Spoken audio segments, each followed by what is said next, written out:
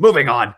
Let's go to HistoryNet, who joined up for the third person in the chat. So, by the way, we did already answer your question that you sent in the show questions only, which was about the Luke doing his research. And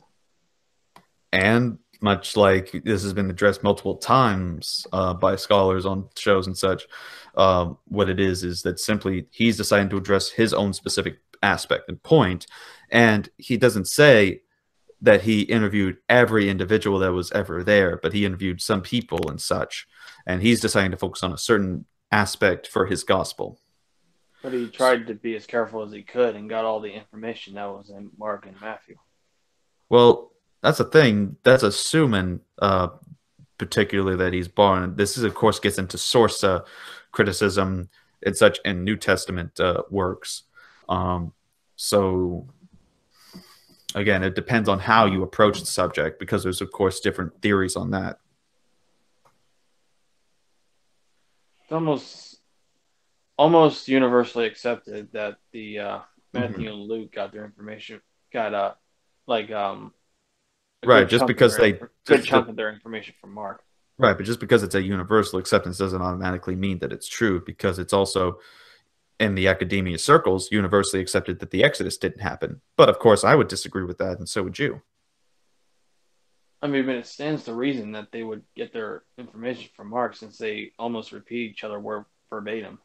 Or, as another idea of theories, that there's also people today who, or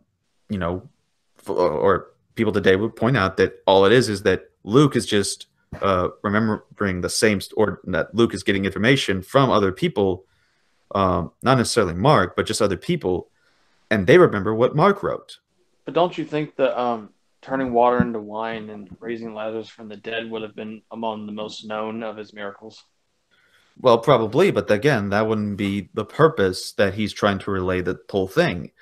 Trying to relay that Jesus was divine and that he came to... And he can do that with other instances. He doesn't need to just focus on these specific stories. But raising someone to dead, don't you think that's a far greater miracle than the other ones he's performed? Probably, but again, I would like to let Luke be Luke and let him write his gospel the way he wants it to. All right, then. Because that's like saying that even authors today or in the past that have written biographies or anything else say, why didn't you mention this? It's like, well, to me, it wasn't relevant to put it in that particular thing based on what I, the author, wanted to make the focus be. I don't think it's entirely relevant, but okay. Well, that's the thing. You do.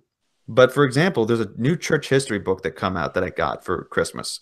And it only deals with the 2nd century. What about 1st century? No, I'm wanting to focus on the 2nd century. But wouldn't the 1st century be important? The 2nd century is also very much important. So it's a church history book, but his scope and limit and focus is only dealing with the 2nd century. And that's, again, the author's intention, Michael Kruger's intention for that particular work. And the same thing, of course, goes for any other book, whether it be a modern publication or antiquity that exists, including the Bible.